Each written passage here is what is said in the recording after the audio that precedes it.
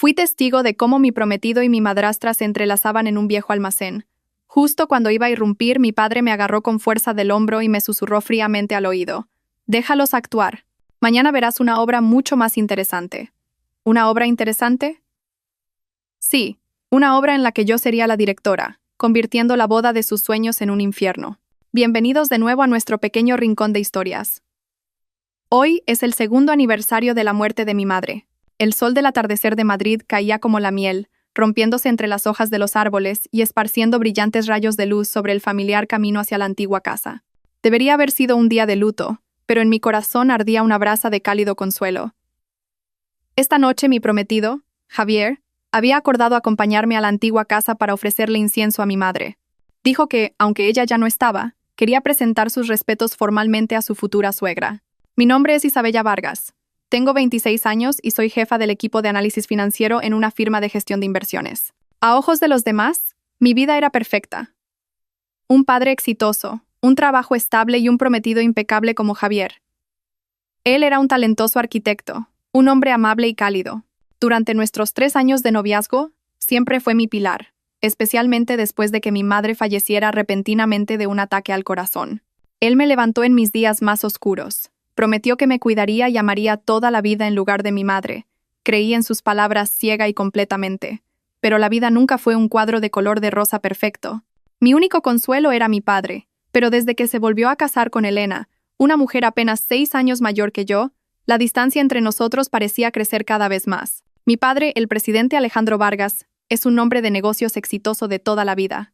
Quizás la soledad tras la muerte de mi madre le hizo necesitar un hombro en el que apoyarse. Elena era joven, hermosa, y tenía una labia dulce que rápidamente cautivó el corazón de mi padre. Intenté aceptarla, tratarla como a una hermana mayor en la familia. Me decía a mí misma que si mi padre era feliz, eso era suficiente. Pero por alguna razón, nunca pude llegar a apreciarla de verdad. Había algo en Elena que siempre me inquietaba. La forma en que me miraba a mí y a Javier a veces tenía un matiz extraño. Era una mirada calculadora, hábilmente oculta tras una sonrisa radiante. Javier siempre me aconsejaba que no pensara demasiado. Decía que yo era demasiado sensible, que Elena solo quería acercarse más a la familia. Incluso la elogiaba, diciendo que era una mujer moderna y elocuente. A veces veía que él y Elena conectaban mucho mejor que cuando hablaba conmigo. Ignoré las pequeñas ondas en mi corazón, culpándome por ser egoísta y desconfiada. No quería que mis sentimientos infundados afectaran la relación de todos. El coche se detuvo frente a la familiar puerta de hierro de la antigua casa. Después de que mi madre falleciera y mi padre se mudara, dejé este lugar como un santuario de recuerdos, contratando solo a una empresa de limpieza cada semana. Al bajar del coche, una oleada de nostalgia desgarradora me invadió. Llamé a Javier, pero no contestó. Estará en una reunión, pensé, y entré primero para preparar el altar para mi madre. La casa estaba en silencio. Empujé la puerta, que estaba ligeramente entornada, y un escalofrío recorrió mi espalda. Recordaba claramente haber cerrado bien la puerta después de la limpieza del fin de semana pasado. Entré. El silencio era sepulcral. ¿Hay alguien?, grité, pero solo el eco de mi propia voz me respondió. Eché un vistazo a la sala de estar. Todo estaba en orden, pero me detuve al ver un par de costosos tacones de aguja de marca, cuidadosamente colocados en el zapatero. Esos zapatos eran de Elena. No había duda. Los había visto llevarlos en la fiesta de cumpleaños de mi padre la semana pasada. ¿Qué hacía ella aquí? ¿Y por qué vino sola sin avisar? Luego vi otro par de zapatos de hombre a su lado. Unos zapatos de cuero marrón brillante, un diseño que me resultaba demasiado familiar. Eran los que le había regalado a Javier por su cumpleaños el año pasado. Mi corazón empezó a latir a destiempo. Javier y Elena, juntos en la antigua casa de mi madre, en el aniversario de su muerte. 1000 preguntas se arremolinaban en mi cabeza. Quizás habían venido antes para prepararme una sorpresa. Me aferré a ese pensamiento ingenuo, a pesar de que una tormenta comenzaba a desatarse en mi interior. Avancé con cautela. No había nadie en el salón ni en la cocina. Cuando estaba a punto de subir al segundo piso, un sonido débil me detuvo. Una risita contenida que venía del final del pasillo. El sonido provenía del almacén. Una pequeña y vieja habitación bajo las escaleras, donde nuestra familia guardaba objetos antiguos que no usábamos. Esa risa era inconfundiblemente la de Elena, y entremezclada con ella, la voz baja y cálida de Javier, el hombre al que pronto llamaría marido. Me quedé helada, mis pies pegados al suelo. ¿Por qué estaban en el almacén? ¿Qué estaban haciendo allí dentro? Un terrible presentimiento me oprimió el corazón. No quería creerlo. No me atrevía a creerlo. Me dije a mí misma que lo había oído mal, que era solo la imaginación de una hija afligida, pero la razón me instaba a seguir. Acércate. Debes saber la verdad. Avancé sin hacer ruido, paso a paso, como un gato. Cuanto más me acercaba, más claros se volvían los sonidos del interior, susurros, respiraciones agitadas, sonidos que ninguna esposa o hija querría oír jamás. Mis oídos zumbaban y todo a mi alrededor parecía dar vueltas. Me apoyé en la pared fría para no caerme. La puerta del almacén estaba ligeramente abierta. Con mano temblorosa, la empujé un poco. La estrecha rendija que se abrió fue suficiente para hacer añicos mi mundo. Bajo la tenue luz que se filtraba por la rendija, se desplegó una escena que nunca olvidaré en mi vida. Mi prometido y mi madrastra, enredados en un viejo y polvoriento sofá. Sus ropas estaban desordenadas, sus rostros enrojecidos por el deseo. No tenían ni idea de que un par de ojos muertos los observaban desde fuera. Sentí que el aire abandonaba mis pulmones. No podía respirar. El pecho me dolía como si 1000 cuchillos me lo atravesaran. Las lágrimas corrían por mi rostro sin cesar, pero no podía emitir ni un solo sollozo. Esta traición era demasiado cruel, demasiado repugnante. Y ocurría en el aniversario de mi madre, en la casa de mi madre. Esto no era una simple traición, era un insulto extremo hacia mí y hacia mi difunta madre. La ira y el dolor llegaron a su punto máximo. Quería gritar, irrumpir y arrancar las máscaras hipócritas de esos dos seres humanos. Quería que el mundo entero conociera su repugnante pecado. Tambaleándome, extendí la mano para abrir la puerta de par en par, pero en ese preciso instante, una mano firme y fuerte me presionó el hombro, sujetándome con fuerza. Me di la vuelta, sobresaltada. Mi padre. ¿Desde cuándo estaba detrás de mí? Su rostro no mostraba la sorpresa o la ira que yo esperaba. Estaba aterradoramente tranquilo. Sus ojos no me miraban a mí, sino que atravesaban la rendija de la puerta, donde continuaba la sucia obra. En su mirada, vi una frialdad y un profundo cálculo que nunca antes había visto. Abrí la boca para llamarlo, pero él se llevó un dedo a los labios, indicándome que guardara silencio. Luego se acercó a mi oído y susurró una frase que nunca olvidaré, más fría que el invierno más crudo. Déjalos actuar. Mañana verás una obra mucho más interesante. ¿Una obra interesante? La mayor tragedia de mi vida se estaba desarrollando ante mis ojos. ¿Y él hablaba de una obra interesante? No entendía en absoluto qué pensaba mi padre ni por qué estaba tan tranquilo. Mi mente era un caos de dolor por la traición y confusión por la extraña actitud del padre que siempre había respetado. Si tú también tienes curiosidad por saber cuál era la obra interesante que mi padre había preparado y cómo convertí la boda de sus sueños en una pesadilla, no olvides suscribirte al canal y activar las notificaciones para no perderte la próxima historia. La mano de mi padre me apretó el hombro. Su fuerza fría y firme me sacó del abismo de locura que estaba a punto de consumirme. Quería gritar, luchar, pero todo mi cuerpo se había convertido en piedra. El aliento de mi padre rozó mi oreja. No había el temblor de un marido que presencia la infidelidad de su esposa, ni la furia de un padre que ve a su hija herida. Solo una calma escalofriante. Me guío hacia atrás, paso a paso, saliendo del oscuro pasillo, fuera de esa casa impregnada del olor a traición. Salimos al patio. El aire frío de la noche me golpeó las mejillas, pero ese frío no era nada comparado con el que me helaba el corazón.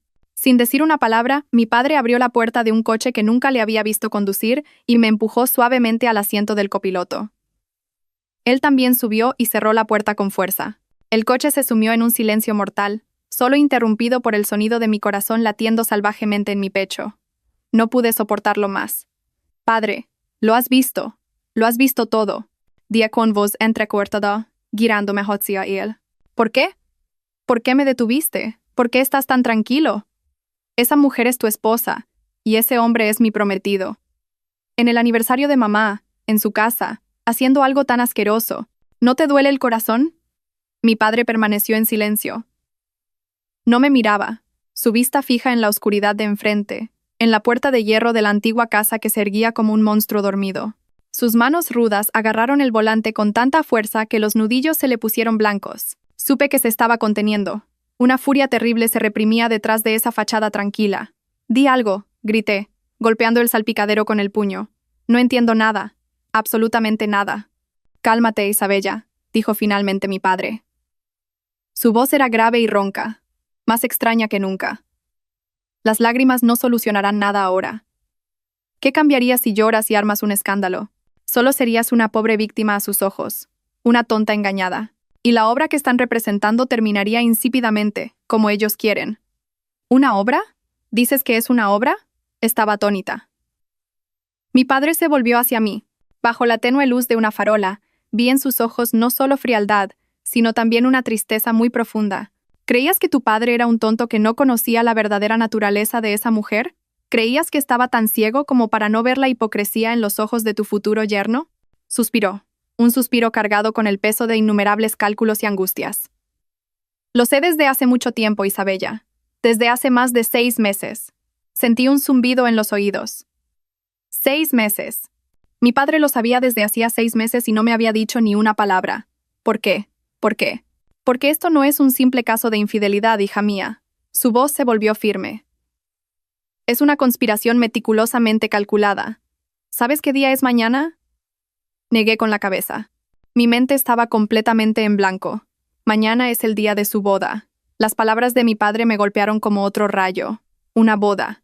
Javier y Elena. Se casaban mañana.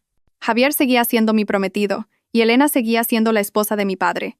Era demasiado absurdo, demasiado demencial. Desde el primer día que puso un pie en nuestra casa, mandé que la investigaran, continuó mi padre, sin darme tiempo a asimilarlo. Su historial estaba sospechosamente limpio. Huérfana, criada por parientes lejanos, graduada de una universidad normal, nada destacable. Pero tenía una red de relaciones muy compleja y sobre todo una cuenta bancaria en el extranjero con una suma considerable de dinero. Y ese tal Javier, mi padre rechinó los dientes al mencionar su nombre. ¿Creías que era un arquitecto talentoso, un hombre que se había hecho a sí mismo desde la pobreza? Todo es mentira. Su familia no es pobre en absoluto. Sus padres son conocidos especuladores inmobiliarios en provincias. Se acercaron a ti con una máscara perfecta, engañando tus sentimientos. Me quedé sentada, como muerta. Cada palabra de mi padre levantaba un velo de secretos, revelando una verdad más cruda y repugnante de lo que jamás podría haber imaginado. Mis 3 años de amor habían sido una farsa. El arquitecto pobre y devoto al que había amado con todo mi corazón era un personaje que no existía. ¿Cuál es su objetivo?, pregunté con la garganta seca. El patrimonio. Todo el patrimonio de nuestra familia, respondió mi padre. No solo quieren el dinero, quieren la empresa, todo lo que tu madre y yo construimos con nuestras vidas. Su plan era que Elena se divorciara de mí y se llevara la mitad de los bienes, y al mismo tiempo que Javier se casara contigo. Con tu amor ciego, apoderarse del resto de la fortuna habría sido cuestión de tiempo. Pretendían unirlo todo y convertirse en los dueños de todo lo que tenemos. Y la boda de mañana, continuó mi padre, es el último paso de su plan. Prepararon una farsa de descubrimiento en el acto. Querían forzarme a divorciarme y dividir los bienes por una cuestión de honor. Pensaron que guardaría silencio por mi reputación. Pensaron que estarías tan conmocionada y afligida que serías fácil de manipular. Pero se equivocaron. No sabían que este viejo zorro ya conocía todos sus movimientos. El dolor dentro de mí se desvaneció lentamente, reemplazado por una ira fría. Fui engañada, utilizada, convertida en un peón en un juego sucio. ¿Y mi madre, cuánto le dolería a su alma en el cielo ver esta escena? Entonces, ¿cuál es esa obra interesante de la que hablabas? Levanté la cabeza para mirar a mi padre. Ya no había debilidad en mis ojos. Mi padre me miró, un brillo de satisfacción en sus ojos. Su mano se posó en mi hombro. Era una palmada ligera, llena de confianza. Ya que ellos han preparado el escenario y los actores, ¿qué tal si les ayudamos un poco? La protagonista de la obra de mañana no serán ellos, sino tú, Isabella Vargas. Mi padre arrancó el coche. El vehículo se movió lentamente, saliendo del tranquilo callejón. Ahora ve a casa y descansa. Mantén la cabeza fría. Mañana no serás una víctima lamentable, sino la reina que subirá al escenario para recuperarlo todo. El coche se adentró en la noche, dejando atrás la casa de los recuerdos y la traición. Vi mi reflejo en la ventanilla. Ya no estaba la mujer débil y enamorada de ayer. En sus ojos solo ardía una llama de odio y determinación. Mi padre quería que actuara. Pero en esta cruel obra, ¿qué papel quería que interpretara? ¿La víctima lamentable? ¿O la ejecutora despiadada? El coche de mi padre no se dirigió a la villa donde vivía con Elena, sino que tomó un camino completamente diferente hacia Salamanca, una lujosa y exclusiva zona residencial. Nos detuvimos frente a la mansión más grande y opulenta de la zona. Era la casa principal de nuestra familia, donde crecí con mi madre. Después de su muerte, mi padre me dejó este lugar como mi propio espacio y se mudó. Era un lugar al que no venía a menudo, ya que cada rincón estaba impregnado de la nostalgia de mi madre. ¿Por qué hemos venido aquí?, pregunté, todavía con la voz ronca. Mi padre apagó el motor y se volvió hacia mí. En sus ojos ya no había frialdad, sino una firmeza mezclada con amor. Porque esta es tu casa, y a partir de este momento, nuestra guerra comenzará desde esta fortaleza. Continuó. No eres una pobre víctima que va a pillar una infidelidad, Isabella. Eres la dueña de esta casa, la heredera de tu madre y la dama de la familia Vargas. Mañana no te presentarás en el escenario como una traicionada, sino con la autoridad de una jueza. Las palabras de mi padre recorrieron mi cuerpo como una corriente eléctrica, disipando la sensación de frío e impotencia. Es cierto, no soy una pobre víctima. Ya he llorado bastante. He sido débil bastante. Cuando entramos en la casa, las luces estaban encendidas. Me sorprendió ver al señor Ramírez, el abogado que había estado con nuestra familia durante décadas, esperando en el salón. A su lado, una pila de documentos se amontonaba como una montaña. Al verme, el señor Ramírez se levantó. Sus ojos estaban llenos de compasión y solemnidad. ¿Cuánto tiempo, Isabella? Tu padre me lo ha contado. Siento mucho por lo que has tenido que pasar. Mi padre me hizo una seña para que me sentara. El señor Ramírez y yo hemos estado recopilando pruebas durante los últimos 6 meses. Mi padre colocó otro fajo de papeles sobre la mesa. Con manos temblorosas, los hojeé. Dentro había fotos tomadas en secreto de Javier y Elena, cogidos de la mano en un resort de lujo. Sus encuentros secretos. Los extractos de la cuenta bancaria suiza de Elena con millones de euros de origen desconocido y la verdadera información personal de la familia de Javier. Su familia era una casa adinerada especializada en la especulación inmobiliaria. Y sus métodos de negocio no eran precisamente limpios. Esa mujer pensaba que yo no sabía nada. La voz de mi padre se volvió grave. Desvió mi dinero al extranjero en secreto, y en connivencia con ese tal Javier, crearon proyectos fantasma para desfalcar a la empresa. Se creía muy lista, pero no sabía que cada euro que desvió, cada encuentro que tuvieron, estaba bajo mi vigilancia. El señor Ramírez añadió. Legalmente, con estas pruebas, no solo podemos echarla sin un céntimo, sino también enviarla a la cárcel por fraude y malversación. Y ese tal Javier no podrá evitar la acusación de complicidad. Al ver las pruebas irrefutables ante mí, por fin comprendí la paciencia y la angustia que mi padre había soportado durante el último medio año. Tuvo que hacer el papel de un marido ciego, un padre indiferente. Solo esperaba la oportunidad, esperando que ellos mismos sacaran a todos sus cómplices a la luz. Pero esto no es suficiente. La mirada de mi padre se agudizó. No me basta con que pierdan toda su fortuna. Quiero que sean socialmente aniquilados. Quiero que paguen por el insulto que te infligieron a ti y a tu difunta madre. Y tú, serás tú quien ejecute esa sentencia. Mi padre me examinó de pies a cabeza y negó ligeramente con la cabeza. Pero no con este aspecto. Levantó el teléfono e hizo una breve llamada. ¿Entendido? Envía a la gente a la casa principal en 30 minutos.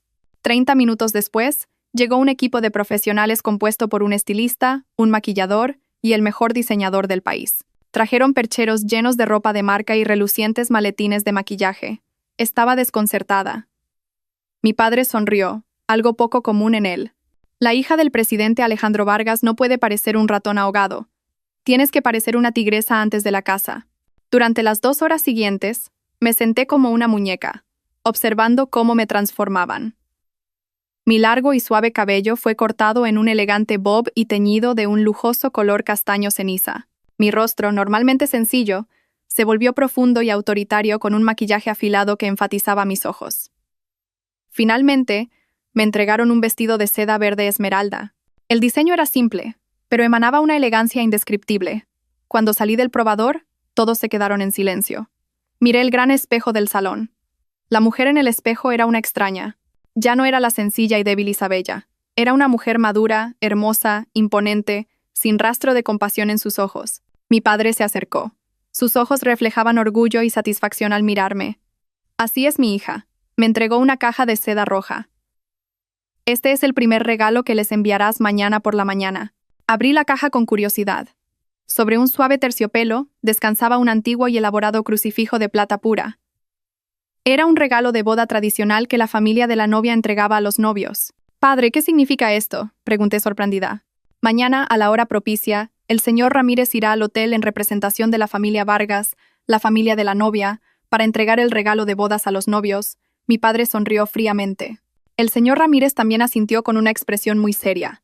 «Diré que es un regalo del señor y la señora Vargas para su yerno, el señor Javier, y su nuera, la señorita Isabella». Deliberadamente diré mal el nombre de la novia delante de todos los invitados. Comencé a entender la intención. Era un ataque psicológico preventivo. Causaría una confusión y un desconcierto extremos el día de su boda. Sembraría la semilla de la duda en todos los invitados. ¿Qué credibilidad tiene una boda en la que incluso la familia de la novia se equivoca con su nombre?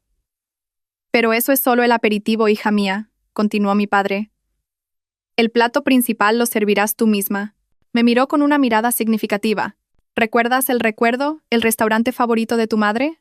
El chef principal de ese restaurante es un buen amigo mío. El menú de la boda de mañana se lo he encargado especialmente a él». «¿Especialmente encargado?». Fruncí el ceño, sin entender del todo el plan de mi padre. Mi corazón latía con fuerza, pero también sentía un poco de emoción. El regalo de bodas ya estaba enviado, pero ¿cuál sería el menú de la fiesta que mi padre había preparado? ¿Y cómo convertiría la boda de sus sueños en una pesadilla? Esa noche, dormí en mi antigua habitación. El aroma a jazmín seco que tanto le gustaba a mi madre todavía impregnaba el aire. Por primera vez en días, no tuve pesadillas. El sueño llegó en paz, pero en mi subconsciente sabía que era la calma antes de una gran tormenta. A la mañana siguiente me desperté más temprano de lo habitual. La luz del sol matutino entraba por la ventana, iluminando el vestido verde esmeralda que colgaba impecablemente en el armario. Hoy no era una mujer superando el dolor de una ruptura y buscando justicia. Era una guerrera que se dirigía a una batalla decisiva. Mientras me preparaba, mi padre y el señor Ramírez ya habían llegado al Hotel Palacio Real, donde se celebraba la boda. Este hotel era un antiguo socio de la empresa de mi padre, por lo que no fue difícil añadir algunos actores extra a la obra. Mi padre no se presentó en persona, sino que observó todo desde la sala de control central del hotel con la dirección, a través del sistema de cámaras de seguridad. Mi padre quería que la única estrella del escenario de hoy fuera yo. Alrededor de las 10 de la mañana, se levantó el telón del primer acto. El señor Ramírez, vestido con un impecable traje negro, entró en el salón de bodas con el aire imponente de un abogado de renombre. Para entonces, ya habían llegado bastantes invitados de ambas familias. Javier y Elena, ataviados con sus trajes de gala, recibían a los invitados en la entrada con sonrisas falsas de felicidad. El señor Ramírez, acompañado de 2 asistentes que llevaban la gran caja de seda, se dirigió directamente hacia ellos. «Novio, novia, felicidades». Su voz era lo suficientemente alta como para que todos a su alrededor la oyeran. «Soy el señor Ramírez, representante legal de la familia Vargas. Hoy, por encargo del señor y la señora Vargas, he venido a entregarles un regalo de felicitación». Javier y Elena se miraron desconcertados. ¿La familia Vargas? Claramente ese no era el apellido de ella. Pero no podían ser groseros delante de tantos invitados, así que sonrieron torpemente e inclinaron la cabeza. «Sí. Sí, gracias, señor Ramírez». El señor Ramírez hizo una seña a su asistente para que abriera la caja de regalo. Todos exclamaron maravillados ante el deslumbrante brillo del antiguo crucifijo de plata. El señor Ramírez tomó el crucifijo y dijo con voz aún más solemne: «El señor y la señora Vargas envían sus bendiciones a su yerno, el señor Javier, y a su querida nuera, la señorita Isabella Vargas. Les desean 100 años de felicidad. Mi nombre, Isabella Vargas, resonó claramente en medio del salón de bodas. Todo el salón quedó en silencio sepulcral.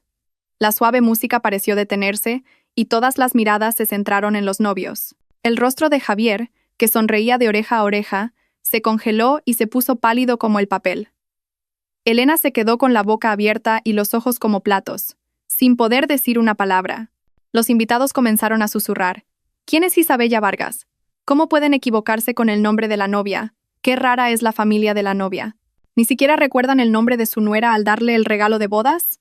¿O hay alguna historia detrás? Los padres de Javier, que estaban cerca, también se pusieron pálidos. Se apresuraron a intentar arreglar la situación. «Señor Ramírez, es usted el señor Ramírez, ¿verdad?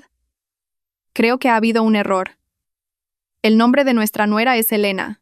El señor Ramírez frunció el ceño con una expresión de sorpresa y ligero disgusto. ¿Elena? ¡Qué extraño! Estoy seguro de que el señor y la señora Vargas me indicaron el nombre de Isabella. ¿No será que su hijo está saliendo con dos mujeres a la vez y piensa casarse con ambas? Las palabras medio en broma, medio en serio del señor Ramírez fueron como un jarro de agua fría para la familia del novio. Los murmullos en el salón se hicieron más fuertes. Javier estaba tan nervioso que el sudor le perlaba la frente. No, no, señor Ramírez, quizás. Quizás hubo un error de imprenta en la invitación y de ahí la confusión. Lo siento.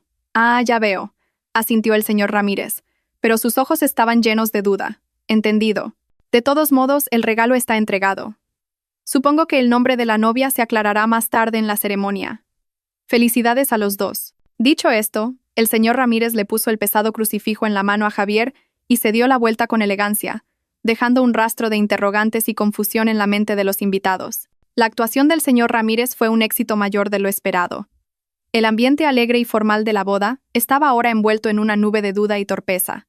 Yo, desde el coche, observaba todo a través de la tablet que mi padre me había conectado, y no pude evitar sonreír. Esto era solo el principio. La ceremonia principal comenzó en un ambiente muy incómodo. El maestro de ceremonias intentó animar el ambiente con palabras floridas, pero no pudo borrar el desconcierto en los rostros de los novios y sus familias. Tras un rápido intercambio de anillos, finalmente llegó la hora del banquete que todos esperaban. Camareros con uniformes blancos comenzaron a empujar carritos de comida cubiertos con relucientes tapas de plata. Todos esperaban los manjares de un hotel de 5 estrellas. Se sirvió el primer plato. Cuando se levantaron las tapas de plata, todos se quedaron atónitos. En los lujosos platos de porcelana blanca, en lugar de salmón ahumado o aleta de tiburón, había rodajas de morcilla. A su lado, un cuenco de alioli con un fuerte olor a ajo. El silencio se apoderó del salón, seguido de toses, ceños fruncidos y susurros. ¿Qué? ¿Qué es esto? Morcilla y alioli. Dios mío. ¿Qué es este olor tan fuerte? ¿Sirven esto a los invitados en la boda de un famoso arquitecto?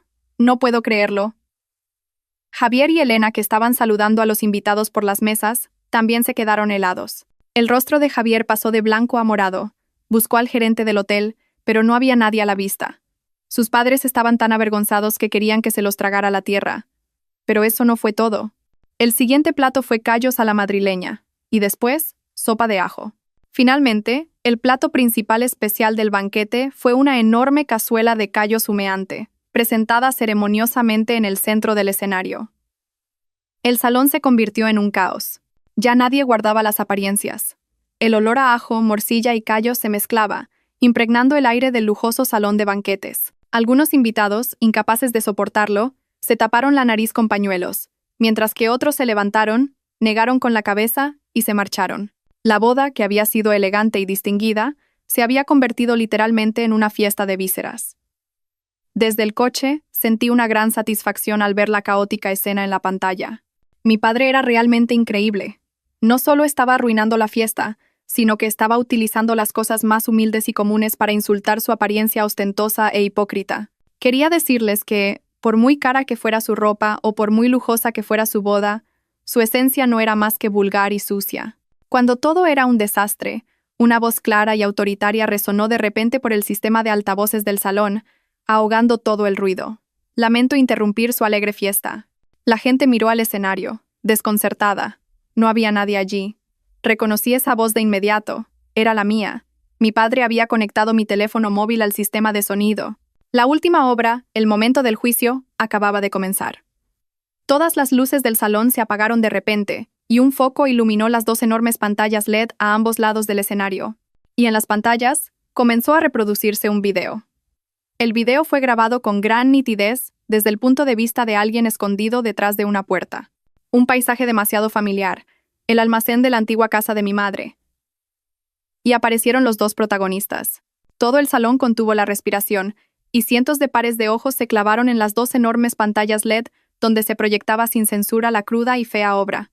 El apuesto novio, Javier, enredado con la hermosa esposa de su padre, Elena, en un viejo sofá. Sus respiraciones agitadas y sus susurros seductores, a pesar de que había bajado el volumen a propósito, eran lo suficientemente claros como para que nadie pudiera malinterpretarlos. Un grito agudo resonó desde la zona de los invitados. La madre de Javier, la señora Martínez, no pudo soportar el shock y se desmayó. El padre de Javier, el señor Martínez, con el rostro ceniciento, se apresuró a socorrer a su esposa, balbuceando. La familia del novio estaba completamente destrozada. El orgullo de que su talentoso hijo se casara con una nuera rica se había convertido ahora en una vergüenza imborrable. En el escenario, Javier y Elena estaban congelados en el centro de la humillación. La sangre había desaparecido por completo de sus rostros. Miraban atónitos su propio pecado en la pantalla con ojos aterrorizados. Se miraron el uno al otro y luego a la multitud que los señalaba y susurraba con una mezcla de desprecio y regocijo. Señor Javier, mi voz resonó de nuevo por los altavoces. Fría y firme, rompió el silencio sofocante. ¿Recuerda las palabras que me dijo? Que me amaba, que me cuidaría toda la vida, pero parece que ha olvidado el significado de la palabra toda la vida. El video de la pantalla se apagó y en su lugar apareció una foto mía. Un retrato mío muy profesional, con el vestido verde esmeralda, el corte de pelo bob distintivo y una mirada autoritaria, miraba directamente al frente. Yo, Isabella Vargas, la prometida a la que traicionaste y la hija del hombre al que tu novia está engañando, os felicito sinceramente por vuestra boda. Mi aparición en la pantalla, con un aspecto y un ambiente completamente diferentes, causó otro shock. La gente comenzó a darse cuenta de que la mujer de la foto era la misma persona a la que el señor Ramírez había llamado al entregar el regalo. Todas las piezas encajaron. No fue un error. Fue una venganza exquisitamente orquestada. Y este es el segundo regalo de bodas que quiero haceros, continuó mi voz. La pantalla volvió a cambiar. Esta vez, se proyectaron una serie de documentos en formato de diapositivas. El primero era el extracto de la cuenta bancaria suiza de Elena, con transferencias de grandes sumas de dinero de empresas fantasma. El siguiente era el organigrama de las empresas tapadera que Javier y Elena habían creado para desfalcar los fondos de la empresa de mi padre, con pérdidas que ascendían a millones de euros. Por último, los correos electrónicos y mensajes que se habían intercambiado, discutiendo su plan para apoderarse de la fortuna y cómo echarían a mi padre de su propia empresa. Todo se presentó de forma clara y profesional, como una acusación irrefutable ante el tribunal de la opinión pública. Señora Elena, dije su nombre, engañaste a un hombre que podría ser tu padre con tu juventud y tus dulces palabras. Malversaste millones de euros, fruto de su sangre y sudor, para financiar tu vida de lujo y tus sucias conspiraciones. ¿Crees que mereces las 2 letras de la palabra novia? Señor Javier, me dirigí a él. Utilizaste tu apariencia intelectual y tu imagen de hombre hecho a sí mismo para engañar mis sentimientos durante los últimos 3 años. Utilizaste mi confianza para convertirme en una marioneta en tu plan y el de tu amante. ¿Crees que mereces las 2 letras de la palabra novio? El ambiente en el salón ya no era de curiosidad, sino de auténtica indignación. Estafadores, sinvergüenzas, atrapen a esos 2. Los gritos comenzaron a estallar desde abajo. Algunos invitados exaltados se pusieron de pie y señalaron al escenario. Javier, como si estuviera acorralado, de repente aulló como una bestia herida. «Cállense todos. ¿Qué saben ustedes? Esa maldita Isabella, esa mujer nos ha tendido una trampa». Se volvió hacia Elena y le cogió la mano. «Es por tu culpa. Todo se ha arruinado por tu estúpido plan. ¿Qué dices?» Elena tampoco mantuvo ya su falsa dulzura. Se soltó de su mano y fulminó a Javier con la mirada. ¿Quién fue el que por codicia quiso dar el golpe de su vida? ¿Quién me susurró palabras dulces y me hizo todo tipo de promesas? ¿Y ahora me echas toda la culpa a mí? ¡Cobarde! Comenzaron a atacarse mutuamente. Allí mismo, en el escenario, delante de cientos de pares de ojos. La farsa de su amor falso se había derrumbado por completo, dejando solo el feo rostro de la codicia y el egoísmo. Sacaron a relucir los pecados del otro. Se insultaron y revelaron sus secretos más sucios. En ese momento, 2 grupos de personas vestidas de civil entraron por ambos lados del escenario. Un grupo se acercó a Javier y Elena y les mostró un papel. «Señor Javier, señora Elena, somos la policía. Están arrestados por fraude organizado y malversación de fondos». Las frías esposas se cerraron en sus muñecas. Toda resistencia fue inútil. El otro grupo se dirigió directamente hacia abajo, donde los padres de Javier estaban sentados, atónitos. «Señor Martínez, señora Martínez, tenemos que hacerles algunas preguntas sobre su presunto encubrimiento y complicidad en fraude. Vengan con nosotros, por favor». El fastuoso banquete de bodas se transformó en un instante en una dramática escena de detención de criminales. Toda la familia del novio, que había conspirado en la estafa, ni uno solo escapó a la justicia. Cuando la policía se los llevaba, Javier, al pasar por la zona técnica, se detuvo de repente.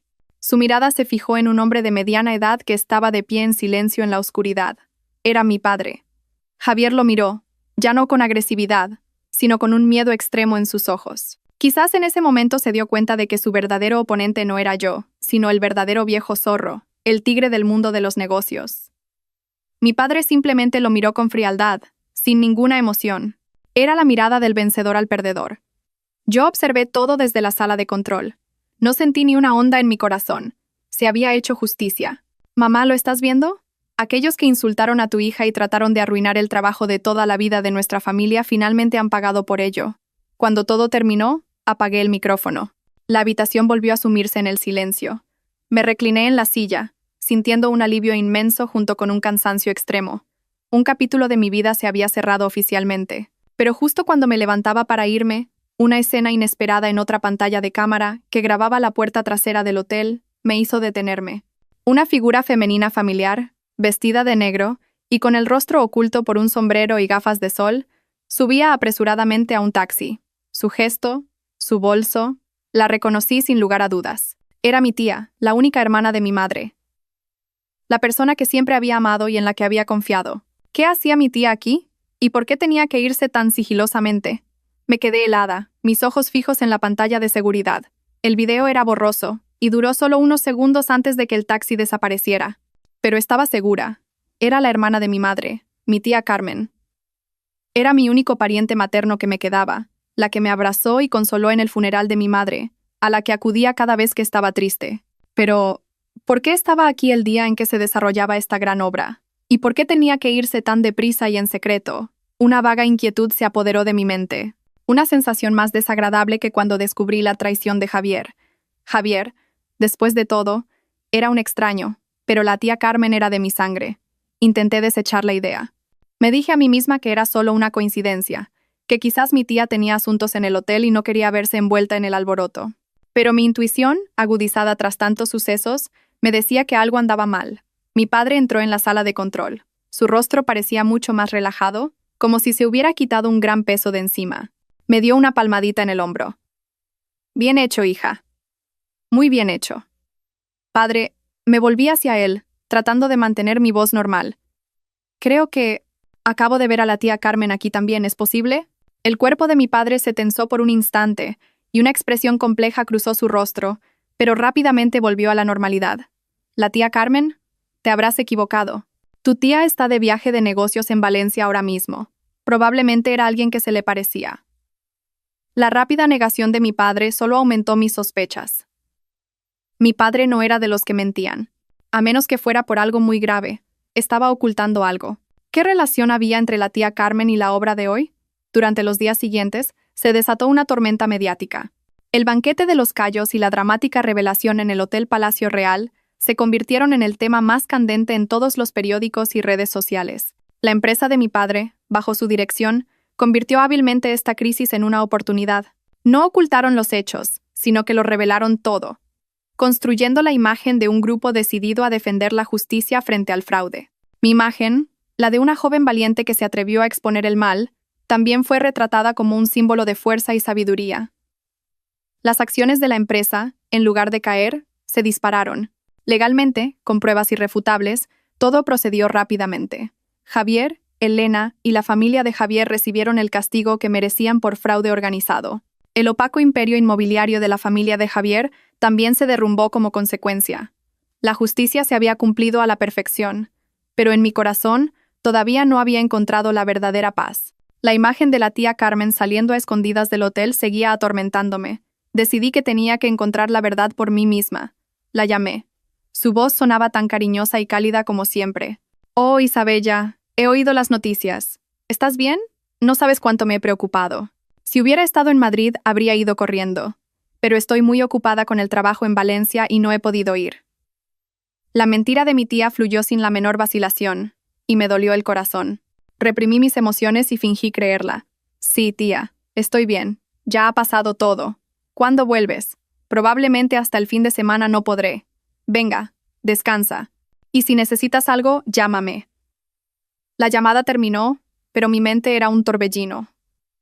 Mi tía mentía, y mi padre también. ¿Por qué las dos personas más importantes para mí me ocultaban secretos? No podía quedarme de brazos cruzados. Tenía que ir a Valencia. Le dije a mi padre que quería hacer un viaje de unos días para despejarme, y elegí Valencia como destino. Pareció dudar un poco, pero finalmente accedió, pidiéndome que tuviera cuidado. Tan pronto como llegué al aeropuerto de Valencia, en lugar de ir al hotel que había reservado, tomé un taxi y me dirigí directamente a la dirección de la empresa donde trabajaba mi tía. Era una filial de nuestro grupo, especializada en textiles. Quería hacerle una visita sorpresa. La oficina de la empresa estaba en un edificio moderno. Entré y le dije a la recepcionista que era la sobrina de la directora Carmen y que quería darle una sorpresa. La recepcionista sonrió amablemente y me indicó su despacho. Respiré hondo y abrí la puerta en silencio. Tía. La mujer sentada detrás del escritorio levantó la cabeza. No era la tía Carmen, sino una completa desconocida. Me miró con sorpresa. Disculpe, ¿a quién busca? Yo. Busco a la directora Carmen.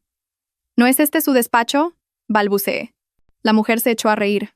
Ah, se refiere a la directora Carmen. La directora lleva un mes de vacaciones. Dijo que tenía un asunto familiar urgente y que tenía que ir a Madrid. ¿No lo sabía? Un mes de vacaciones. A Madrid. Sentí como si una corriente eléctrica me recorriera. Mi tía no estaba de viaje de negocios. Me había mentido. Y había estado en Madrid todo este tiempo.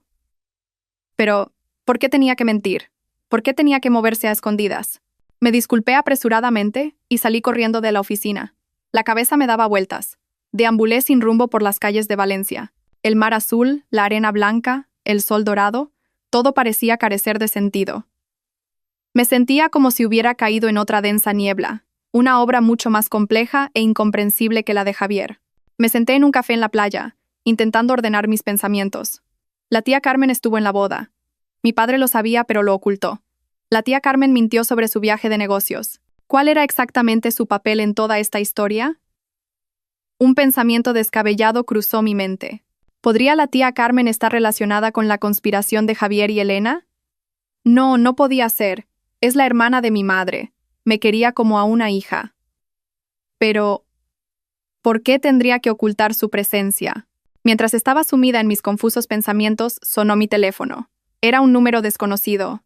Dudé un momento, pero contesté. Diga, soy yo, tu tía. Isabella, sonó la voz de la tía Carmen. No era tan cariñosa como de costumbre, sino que había un claro matiz de urgencia y ansiedad. Sé que estás en Valencia, y que has venido a la empresa a buscarme. No intentes averiguar nada más, Isabella. Las cosas no son tan simples como crees. Vuelve a Madrid inmediatamente. Este lugar no es seguro para ti. Tía, ¿dónde estás? ¿Por qué me has mentido? ¿Qué está pasando, tía? Le exigí. No puedo decírtelo por teléfono. Solo quiero que sepas que todo lo que hago es para protegerte. Hay gente con la que ni siquiera tu padre se atreve a meterse. No profundices más. Haz caso a tu tía y vuelve a Madrid. Dicho esto, colgó abruptamente, sin darme tiempo a preguntar más. Su advertencia, en lugar de asustarme, fortaleció mi determinación. Gente con la que ni siquiera mi padre se atreve a meterse. ¿Quiénes podían ser? ¿Y por qué mi tía tenía que huir? ¿Me estaba protegiendo o escondía un secreto aún más terrible?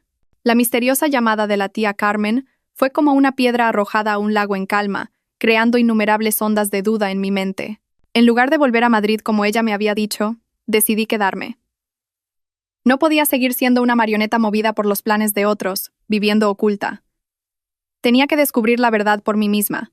Gente con la que ni siquiera mi padre se atreve a meterse. ¿Quiénes podían ser? ¿Y qué tenían que ver con mi madre, la tía Carmen y conmigo? Pero, ¿por dónde empezar? La tía Carmen había desaparecido sin dejar rastro. Mi padre estaba demasiado lejos y claramente me ocultaba algo. Me sentí sola de nuevo. En ese momento recordé un detalle. Cuando la tía Carmen llamó, el prefijo que apareció en la pantalla no era de Valencia, sino de otra ciudad. Mallorca. Vi un débil rayo de esperanza. ¿Podría estar allí? Sin dudarlo, tomé el primer vuelo a Mallorca. Las antiguas calles de Palma de Mallorca me recibieron. Casas de piedra con la pátina del tiempo, callejones estrechos y profundos, y una atmósfera única y antigua. Pero no estaba de humor para disfrutar del paisaje. Comencé una búsqueda vaga y a la suerte. Caminé por las calles, entrando en cafés y tiendas de recuerdos, mostrando la foto de la tía Carmen y preguntando. Pero todos negaban con la cabeza. Mallorca era un destino turístico concurrido. Encontrar a alguien que se escondía deliberadamente en este mar de gente no era fácil. Después de un día entero sin resultados, arrastré mi cuerpo agotado a un banco en el paseo marítimo. El atardecer tiñó todo el mar de un color dorado. Mi corazón estaba apesadumbrado por la decepción. Quizás había sido demasiado ingenua. Quizás habría sido mejor volver a Madrid y vivir una vida normal. Como decía mi tía, justo cuando estaba a punto de rendirme, una figura familiar llamó mi atención. Al otro lado del paseo, una mujer salía de una antigua tienda de artesanía. Su gesto, su peinado. Era la tía Carmen. Pero no estaba sola. A su lado había un hombre, y parecían muy cercanos. El hombre rodeaba el hombro de mi tía con su brazo, y ella apoyaba la cabeza en su hombro. Mi corazón se detuvo. Ese hombre lo había visto en alguna parte. Rebusqué en mi memoria. Un vago recuerdo apareció. Era el señor Ricardo Morales, un antiguo socio de mi padre. Alguien en quien mi padre había confiado mucho en el pasado, pero con quien había cortado todo contacto por alguna razón que yo desconocía. Recordaba vagamente que mi madre me había dicho una vez que el señor Morales era un hombre muy peligroso y que no debía acercarme a él. ¿Por qué estaba la tía Carmen con él? ¿Cuál era su relación? La advertencia de mi madre resonó en mis oídos. Un escalofrío me recorrió la espalda.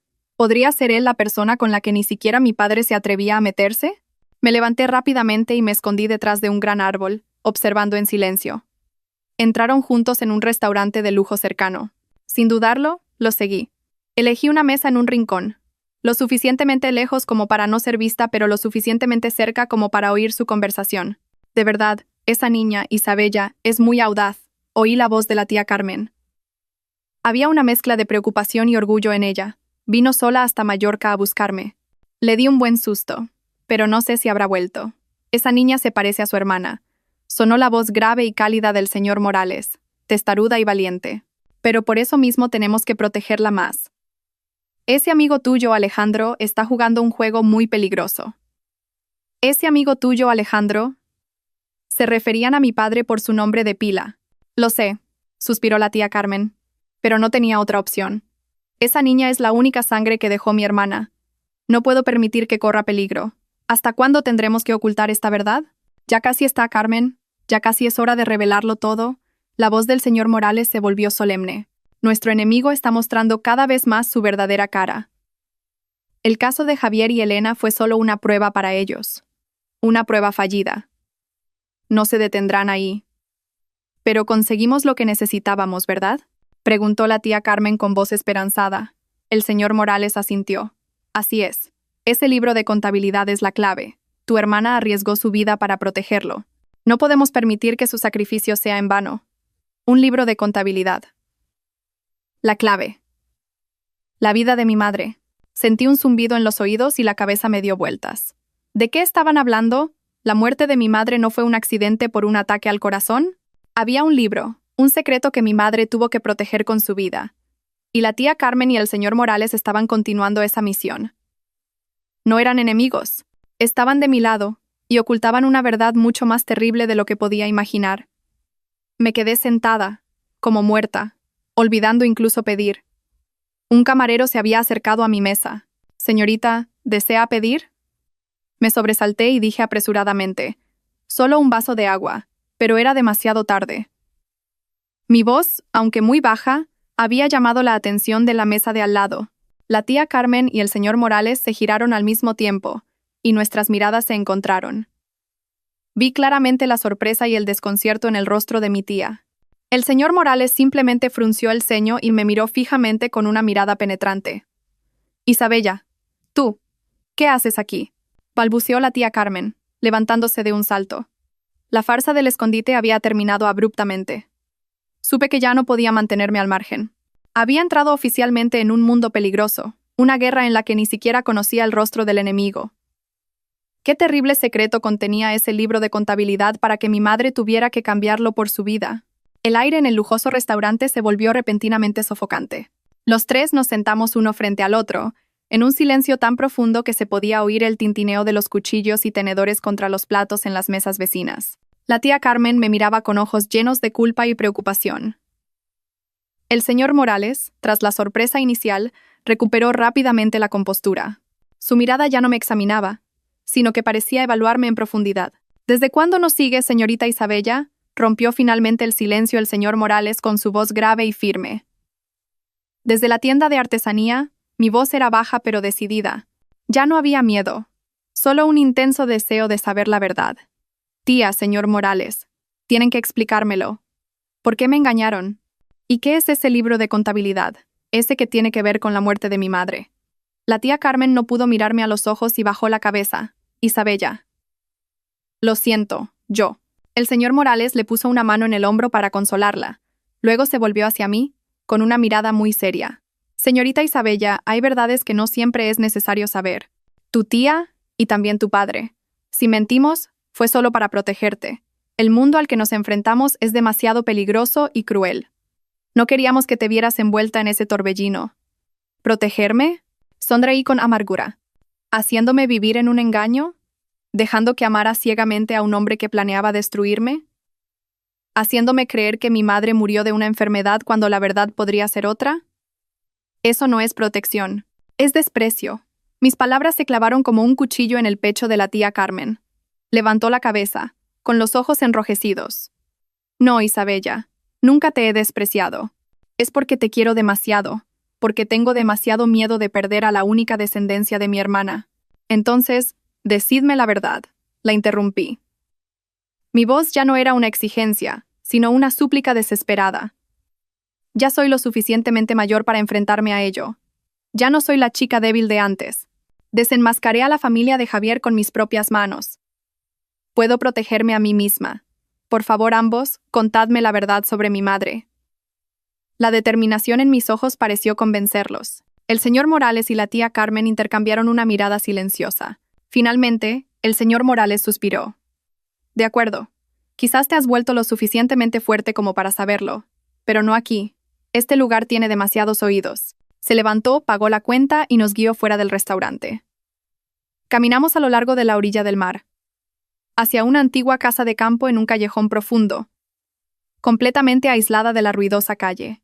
La casa emanaba una atmósfera tranquila y antigua. Probablemente era su escondite. Dentro reinaba el silencio. Solo se oía el canto de los insectos en el jardín. El señor Morales preparó un té de loto. Su aroma fragante me calmó un poco. Antes de empezar, dijo el señor Morales, tienes que prometernos una cosa. Oigas lo que oigas. Mantendrás la calma absoluta y confiarás en nosotros. Asentí.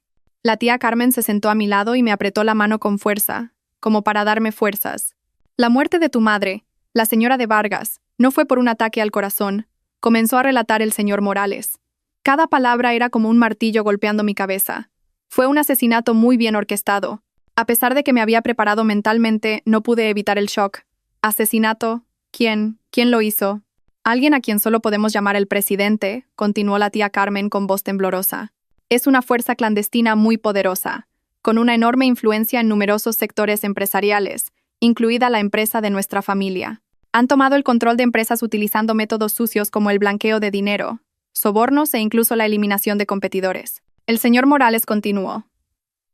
Tu madre, durante su trabajo, descubrió accidentalmente sus actividades ilegales. No hizo la vista gorda. Con su sabiduría y valentía, comenzó a investigar en silencio y lo documentó todo en un cuaderno. Ese cuaderno es la prueba decisiva que podría derrumbar todo el imperio criminal de ese presidente. Pero se dieron cuenta, sollozó la tía Carmen. Actuaron primero. Crearon un falso accidente y usaron una droga especial para detener el corazón de mi hermana, haciéndolo parecer un ataque al corazón repentino. Todas las huellas fueron borradas. La policía investigó, pero no encontró ninguna prueba. La cabeza me daba vueltas. Mi madre, esa mujer tan dulce y amable, era una heroína silenciosa. Luchó sola contra una enorme fuerza oscura y pagó con su vida. Antes de morir, continuó el señor Morales, tu madre le entregó ese cuaderno a tu padre, el presidente Vargas, y le suplicó que te protegiera a toda costa y expusiera a ese presidente al mundo. Esa es la razón por la que tu padre, tu tía y yo hemos tenido que montar esta gran obra durante años. ¿Una obra? Pregunté confundida. Sí. La tía Carmen se secó las lágrimas y su voz se volvió firme. Tu padre se comportó fríamente contigo a propósito, incluso se volvió a casar. Todo era una farsa para que ese presidente creyera que el presidente Vargas estaba destrozado y ya no era una amenaza. Yo también tuve que fingir que no sabía nada, vivir una vida normal. Teníamos que esperar la oportunidad en la oscuridad. Y el caso de Javier, dijo el señor Morales, fue una variable inesperada en nuestro plan. No sabíamos que el presidente había colocado a alguien a tu lado desde hacía tanto tiempo, pero su aparición hizo que revelaras la fuerza y la sabiduría que heredaste de tu madre. Rompiste su juego por ti misma y, sin quererlo, adelantaste nuestro plan. Todo quedó claro. Mi vida, mi dolor, todo era parte de un juego mucho más grande. Ya no culpaba a mi padre ni a mi tía. Solo sentía una compasión y una gratitud infinitas. Habían sacrificado y soportado tanto para protegerme. Entonces, ¿dónde está ese cuaderno ahora?, pregunté. Esa era la cuestión más importante. El señor Morales y la tía Carmen se miraron de nuevo. Había algo difícil de decir en sus expresiones. Está en un lugar muy seguro, respondió el señor Morales, pero al mismo tiempo es un lugar muy peligroso. Y para recuperarlo, se necesita una persona. Y esa persona eres tú, Isabella. ¿Dónde decían que estaba? ¿Y por qué solo yo podía recuperar ese fatídico cuaderno? Otro secreto, otra prueba, estaba a punto de desplegarse ante mis ojos. Las palabras del señor Morales resonaron en el silencio de la antigua casa, cargadas de un pesado misterio. ¿Por qué yo? ¿Por qué solo yo podía recuperar ese cuaderno? La tía Carmen me cogió la mano. Su voz todavía temblaba de emoción. Isabella, antes de morir, tu hermana lo previó todo. Sabía que el presidente nunca se rendiría en la búsqueda del cuaderno, así que lo escondió en un lugar que solo tú puedes abrir. Una caja de seguridad en un banco suizo. Las palabras del señor Morales me dejaron completamente helada.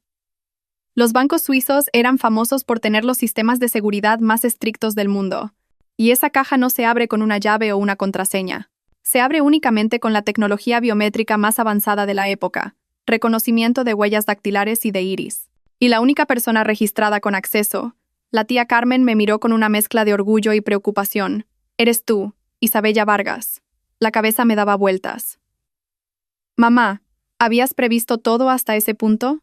Sabías de antemano que algún día yo sería la persona que continuaría tu lucha. Me habías legado una herencia y una responsabilidad.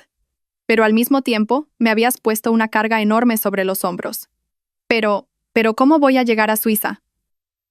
Estaba confundida. Seguramente el presidente no me dejará en paz. Vigilará todos mis pasos. Ese es precisamente el problema. El señor Morales asintió. Su rostro se endureció. Y esa es la razón por la que tu padre, el presidente Vargas, montó toda esta obra. Necesitaba una excusa perfecta para sacarte de España de forma legal, segura y sin levantar sospechas. Y esa excusa, me miró con una mirada significativa, es la caída del Grupo Vargas. No entendía nada. ¿La caída? La empresa de mi padre está creciendo muy bien. El señor Morales sonrió como un jugador de ajedrez a punto de hacer su jugada decisiva. Eso es solo la apariencia, Isabella. Lo verás en unos días. Tu padre va a crear una crisis financiera falsa a propósito. Va a destapar un escándalo de corrupción interna lo suficientemente grande como para que parezca que el grupo está al borde de la quiebra. Anunciará que tiene que vender algunos de sus activos en el extranjero y te enviará a ti, la única heredera, a Suiza para gestionar personalmente los trámites legales. Será un viaje de negocios público y transparente que nadie podrá cuestionar. Me quedé boquiabierta. Este plan era demasiado audaz, demasiado temerario. Era una apuesta en la que arriesgaba el negocio de toda su vida, solo para abrirme camino. Padre, qué gran sacrificio estabas haciendo, pero es demasiado arriesgado, dije preocupada. ¿Y si el presidente no se lo cree y actúa primero? Se lo creerá, afirmó la tía Carmen, porque el cebo que tu padre ha lanzado es precisamente lo que más codicia, los proyectos inmobiliarios que ha estado tratando de controlar. Cuando vea que el Grupo Vargas se debilita, pondrá todas sus fuerzas en morder ese cebo. No tendrá tiempo de preocuparse por ti. A sus ojos, solo serás un peón que huye en medio del caos. Todo estaba planeado de forma tan perfecta, tan meticulosa. Yo era solo un pequeño engranaje en el enorme plan que mis seres queridos habían estado preparando en silencio durante años. Me sentí muy pequeña, pero al mismo tiempo una llama de responsabilidad ardía en mi corazón. No podía defraudar su confianza y su sacrificio. De acuerdo, asentí y dije con firmeza: iré, traeré ese cuaderno. Durante los días siguientes me quedé en Mallorca con la tía Carmen y el señor Morales. No perdimos ni un segundo. El señor Morales, un veterano del mundo de los negocios, comenzó un entrenamiento intensivo para mí. Me enseñó a reconocer las trampas en los contratos, a leer a los oponentes a través de su lenguaje corporal y a manejar situaciones inesperadas. La tía Carmen me cuidó con esmero. velando por mi salud y brindándome el calor de una familia. Mientras tanto, en Madrid, la tormenta que mi padre había planeado comenzó a desatarse. Tal como estaba previsto, estalló un escándalo sobre la calidad de la construcción en un gran proyecto del Grupo Vargas. Los medios de comunicación intervinieron. Las acciones de la empresa se desplomaron, y los socios comenzaron a expresar su preocupación. Mi padre apareció en televisión con un rostro cansado, admitiendo sus errores y declarando que asumiría toda la responsabilidad. Una obra perfecta. Lo observé todo, sintiendo pena por mi padre, y al mismo tiempo, rabia contra el enemigo invisible que nos había llevado a esta situación. Finalmente, llegó el día de la partida. La tía Carmen y el señor Morales me acompañaron al aeropuerto de Mallorca. Para evitar sospechas, no viajaron conmigo. Todo en Suiza lo gestionará nuestra gente, me advirtió el señor Morales. Tú solo actúas según el plan, y en cuanto tengas el cuaderno, contacta con este número de teléfono. Te llevarán a un lugar seguro. Isabella, ten cuidado. La tía Carmen me abrazó con fuerza, con la voz entrecortada. Recuerda, nunca estás sola. Pasé por el control de seguridad sin mirar atrás. Mi corazón estaba apesadumbrado, pero lleno de determinación. Este viaje no era solo por mí, sino por mi madre, mi padre, la tía Carmen y todos los que se habían sacrificado por mí. Tras un largo vuelo de más de 10 horas, llegué a Ginebra, Suiza. La ciudad junto al lago me recibió con un aire fresco y claro y una belleza que calmaba el alma. Pero en mi corazón se libraba una guerra silenciosa. Siguiendo las instrucciones, fui al banco y pasé sin problemas los procedimientos de identificación. Cuando la pesada puerta de acero de la caja fuerte se abrió, sentí que mi corazón se detenía. Dentro, sobre una tela de terciopelo, descansaba impecablemente un cuaderno con tapas de cuero negro. Era ese. Cogí el cuaderno con manos temblorosas. Sentí el peso de la historia, el peso de la verdad y el peso de la sangre y las lágrimas. No lo abrí de inmediato, sino que lo guardé con cuidado en un compartimento secreto de mi bolso. La mitad de la misión estaba cumplida. Salí del banco sintiéndome como si me hubiera quitado un gran peso de encima. Pero justo cuando puse un pie en la acera, un presentimiento siniestro me invadió. Sentí que alguien me observaba. Eché un vistazo rápido por encima del hombro.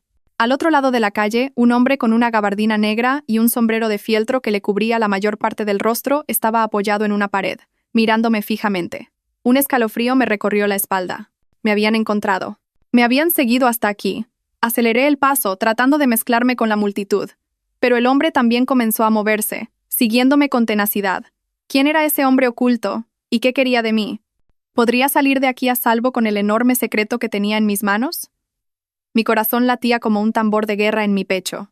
La hermosa ciudad de Ginebra se había convertido en un instante en un lugar lleno de peligros. Agarré con fuerza la correa de mi bolso, donde estaba el fatídico cuaderno, y caminé lo más rápido que pude entre la multitud.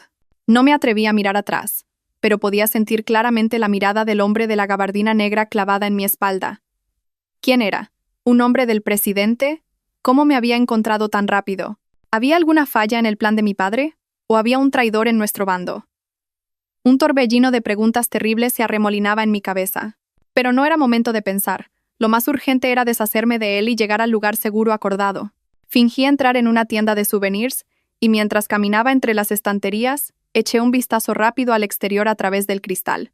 El hombre se había detenido detrás de una farola al otro lado de la calle, fingiendo leer un periódico. Era muy profesional. No podía subestimarlo. Se me ocurrió una idea. Tenía que crear una distracción. Caminé rápidamente hacia el mostrador. Allí había una alta pila de postales. Mientras el empleado estaba distraído, fingí tropezar y golpeé la estantería con fuerza. Toda la pila de postales se derrumbó al suelo con un gran estruendo, creando un caos. Todos en la tienda se giraron sorprendidos.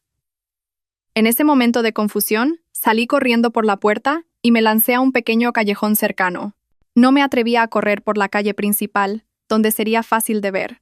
El pequeño y sinuoso callejón estaba desierto. Mis tacones golpeaban el suelo de adoquines, creando un sonido apresurado. Después de correr un poco, oí pasos que me seguían. Se acercaban cada vez más. Se había dado cuenta. Entré en pánico y miré a mi alrededor en busca de una salida. Delante había una bifurcación de 3 caminos. Sin tiempo para pensar, giré al azar por uno de ellos, pero para mi desgracia era un callejón sin salida. Me detuve, con la espalda pegada a una fría pared de ladrillos. No había salida. El hombre de la gabardina negra se acercó lentamente, bloqueando la única salida. Su rostro seguía oculto por el ala del sombrero, pero sus labios, curvados en una sonrisa fría, eran visibles. Hola, señorita Vargas. Su voz era grave y ronca, en un inglés perfecto y sin acento. Es usted muy rápida. ¿Quién es usted? ¿Qué quiere? Intenté que mi voz no temblara, preparándome para resistir. Solo quiero recuperar algo que no le pertenece. Se acercó lentamente. Entrégueme el cuaderno. Y la dejaré ir. No sé de qué cuaderno habla, mentí, pegándome más a la pared. El hombre soltó una risa despectiva. ¿Cree que puede engañarme? El presidente ya sabía todos sus movimientos. La farsa de la quiebra de su padre fue muy inteligente, pero nos subestimaron, así que era él. Era un hombre del presidente. Lo sabían todo. Había caído en su trampa. Será mejor que sea lista, señorita. Sacó algo frío y brillante de su ropa. Era una daga que brillaba bajo la tenue luz de la tarde. Su vida, o un viejo cuaderno. La elección no debería ser difícil. Se abalanzó sobre mí, y yo por reflejo grité y levanté mi bolso para bloquearlo. La afilada hoja rasgó el cuero del bolso y me rozó el brazo, dejando una herida ardiente.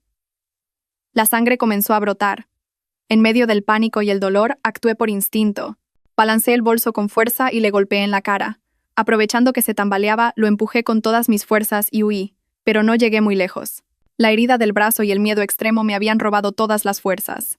El hombre me alcanzó rápidamente y me agarró del pelo. Caí al suelo de adoquines, y él se subió encima de mí, tapándome la boca con una mano y levantando la daga con la otra. Te di una oportunidad, gruñó. Cerré los ojos con fuerza. ¿Se había acabado todo? ¿Había fracasado? ¡Mamá! En ese momento desesperado, oí un agudo silbido en el aire, seguido de un sonido sordo. El hombre encima de mí se detuvo y se derrumbó lentamente a un lado. Detrás de él, clavada profundamente en su cuello, había una pequeña flecha. Estaba atónita, sin entender lo que había pasado. Desde un tejado cercano, una sombra saltó con la ligereza de un gato. Llevaba un traje negro ajustado y el rostro cubierto, revelando solo unos ojos afilados y fríos. La persona se acercó, sacó la flecha del cuello del asesino y se volvió hacia mí. Era una mujer. Sin decir una palabra, me hizo un gesto para que me levantara. Todavía temblando por el shock, me levanté. ¿Quién? ¿Quién es usted? La mujer no respondió. Señaló la herida de mi brazo y sacó un pequeño frasco de medicina y vendas de su bolsillo. Me hizo un gesto para que me sentara. Todas sus acciones eran rápidas y decididas, muy profesionales. Mientras me curaba la herida, finalmente habló. Su voz era clara pero fría como el hielo. Ha sido muy descuidada, señorita. El enemigo no es tan ingenuo como piensa. Usted es la persona que envió el señor Morales. Adiviné. La mujer asintió ligeramente. Soy Catalina Torres. El señor Morales me envió para protegerla. Por suerte, llegué a tiempo. Solté un suspiro de alivio. No estaba sola. Gracias. Si no fuera por usted... No hay tiempo para hablar, me interrumpió Catalina. Sus ojos estaban llenos de vigilancia, escudriñando los alrededores. Este lugar no es seguro. Tenemos que irnos de inmediato. Seguramente habrá más de ellos. Me ayudó a levantarme y me llevó hacia una gran motocicleta aparcada al final del callejón. Suba. La motocicleta rugió y se lanzó por las calles de Ginebra, dejando atrás el cuerpo del asesino y el charco de sangre que comenzaba a extenderse sobre los adoquines. Me abracé con fuerza a Catalina. Mi corazón seguía latiendo salvajemente. Esta lucha era mucho más intensa y sangrienta de lo que había pensado. El presidente no se detendría ante nada para silenciar a quienes se le oponían. La motocicleta se detuvo frente a un pequeño apartamento en un viejo complejo de edificios. Catalina me guió adentro y cerró varias cerraduras. El apartamento estaba escasamente amueblado, más como un piso franco que como un lugar para vivir. «Quédese aquí», dijo Catalina después de revisar mi herida una vez más. «Tengo que ocuparme de algunas cosas. No le abra la puerta a nadie, bajo ninguna circunstancia». Dicho esto, desapareció en la noche tan rápido como había aparecido. Me quedé sola en la habitación desconocida. El miedo y la confusión volvieron a apoderarse de mí. El cuaderno todavía estaba conmigo, pero casi había perdido la vida. ¿Qué terrible secreto se escondía en estas páginas para que el presidente enviara a un asesino profesional hasta Suiza para recuperarlo? Estaba sola en el piso franco. La oscuridad y el silencio me envolvían. El miedo de la persecución persistía, pero la curiosidad por el cuaderno era mucho mayor. No podía esperar más. Tenía que saber qué contenía. Un secreto tan grande como para matar. Un secreto que mi madre protegió con su vida. Con manos temblorosas, saqué el cuaderno de tapas de cuero negro de mi bolso. No tenía cerradura, Era un cuaderno normal. Respiré hondo y abrí la primera página. Apareció la letra de mi madre. No era el registro de trabajo seco que había imaginado, sino un diario. Confesiones escritas en un código especial. Reconocí el código al instante. Eran los símbolos que mi madre me había enseñado cuando era niña. Un juego secreto entre madre e hija para escribirnos cartas. Mi madre decía que era nuestro propio idioma. Nunca imaginé que, 20 años después, ese juego de la infancia sería la única llave para desvelar un secreto tan enorme. Las lágrimas brotaron de mis ojos. Mamá, lo habías calculado todo. Sabías que solo yo podría leer estas palabras. Me sequé las lágrimas y me concentré en descifrar el código, letra por letra. Cuanto más leía, más horrorizada me sentía. Mi cuerpo se enfrió. No por el frío de la noche de Ginebra, sino por la terrible verdad que se revelaba lentamente. El cuaderno no solo registraba pruebas del blanqueo de dinero y la corrupción del presidente dentro del grupo Vargas. Eso era solo la punta del iceberg. La parte más aterradora estaba en las últimas páginas. Mi madre había descubierto que el presidente no era simplemente un empresario ilegal, sino el cabecilla de una red internacional de trata de personas. Utilizaban los proyectos de construcción en el extranjero del grupo Vargas como tapadera. Engañaban o secuestraban a mujeres jóvenes de zonas rurales pobres y las vendían a burdeles o como trabajadoras esclavas en Europa y Oriente Medio. Mi corazón se detuvo. No podía respirar. Este crimen era demasiado horrible, demasiado inhumano. Mi madre había registrado detalladamente los nombres de los cabecillas, las rutas de transporte, los lugares donde las víctimas estaban retenidas y la lista de altos funcionarios sobornados para encubrir sus crímenes. Este cuaderno no era simplemente una prueba de un delito económico. Era una sentencia de muerte para todo un imperio criminal. Y entonces leí un nombre que me dejó atónita, un nombre tan familiar que me dolió el corazón. El presidente, el que estaba en la cima de todo, el que mi madre describió como un demonio con piel humana, no era un extraño. Era. Justo en ese momento, la puerta del apartamento se abrió de golpe. Catalina entró rápida y silenciosamente. Su expresión era de extrema tensión. Tenemos que irnos. Ahora, ¿qué pasa?, pregunté sorprendida, cerrando apresuradamente el cuaderno. Han encontrado este lugar. El piso franco ha sido comprometido, dijo Catalina, sacando una pequeña pistola de su cintura. Me he encargado de los dos que vigilaban abajo, pero pronto vendrán más. No hay tiempo. No pregunté más. Metí el cuaderno en mi bolso y seguí a Catalina. No tomamos el ascensor, sino que corrimos por la escalera de emergencia hasta la azotea. El viento nocturno en la azotea era cortante. Abajo, a lo lejos, comenzaron a oírse las sirenas de la policía. ¿La policía?, pregunté sorprendida. Los llamé yo, respondió Catalina brevemente. Es la única forma de crear una distracción y darnos una oportunidad de escapar. Me llevó al borde de la azotea. Allí, una cuerda estaba atada a una robusta chimenea. Baja. Rápido. Miré hacia abajo. Parecía tener al menos 20 metros de altura. Estaba oscuro. Nunca he hecho esto. Tengo miedo. ¿No hay otra opción, señorita? La voz de Catalina se volvió firme. Confía en mí. Me puso un arnés, enganchó un mosquetón a la cuerda y sin la menor vacilación, me empujó desde el borde de la azotea. Grité, mi cuerpo cayendo al vacío. La cuerda se tensó bruscamente, y la fricción me quemó las manos, pero no había tiempo para tener miedo. Apreté los dientes, y siguiendo las instrucciones de Catalina, me deslicé lentamente hacia abajo. Cuando mis pies tocaron el suelo del pequeño callejón detrás del edificio, Catalina también aterrizó ligeramente. Cortó la cuerda y me arrastró, corriendo como locos. Desde la azotea comenzaron a oírse disparos, y las sirenas de la policía se acercaban cada vez más. Una persecución sofocante comenzó de nuevo. Corrimos por las calles desiertas de la Ginebra nocturna sin saber a dónde íbamos. ¿A dónde vamos ahora?, pregunté jadeando. Al único lugar seguro, respondió Catalina, escudriñando constantemente los alrededores. Me llevó a una vieja y aparentemente abandonada estación de tren. Saltamos una valla de alambre y entramos. Era un espacio amplio, oscuro y espeluznante. Catalina silbó una extraña melodía. De la oscuridad salió una sombra.